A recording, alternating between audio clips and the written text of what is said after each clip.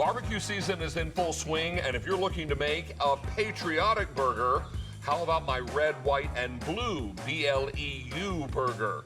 Now, this one is really simple to make, and we're gonna start by toasting the Vidalia onion, the white part, and we're also gonna toast the rolls. Now, my grill is nice and warm, and I've got some olive oil.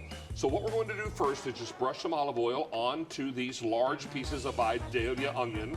Vidalia is a sweet onion. And then we'll use this same oil just to get a little oil on my rolls here, because we're gonna toast all that and grill that first before we do our burgers. Now, let's go ahead, take these oil side down, get them onto the grill. You'll start to hear a little sizzle right away. And we basically just want to get some grill marks on these. Now let's do the rolls, and these are going to toast much faster than those onions are going to grill. So we'll keep a close eye on these. And once they're nice and toasty, and we've got some marks on our onion, we'll get busy with the burgers. So our onions and our buns are perfectly prepared. Now it's time to get the burgers on the grill. Now here's a little tip, a couple tips actually for you.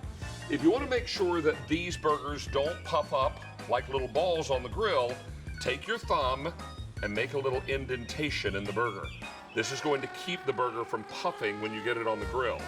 Now, second little tip I'll give you, don't overwork the meat when you're forming the patties, because that can make them tough once you've cooked them. And also, don't season them too early. Salt tends to pull the water from the meat. So what we're gonna do is take our salt and pepper and hit it right before we put it onto the grill. That way the salt won't make the burger tough when it's finished cooking. All right, let's get these onto the grill. Nice sizzle. So our burgers have cooked about 3 to 4 minutes per side, and they're medium rare and juicy. Let's start assembling our red, white, and blue burger. Now we've taken our toasted rolls and topped it with some beautiful green lettuce.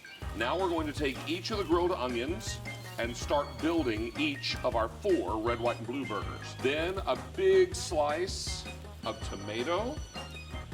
Gorgeous. And now what we're going to do is get our burgers off the grill. There are one of 2 ways that you can melt this blue cheese. You can either melt it ahead of time on the grill with the hot burger, or just get it right on top of this warm burger and clap the lid on top, and the heat from the burger will help melt your blue cheese, making the perfect summertime meal.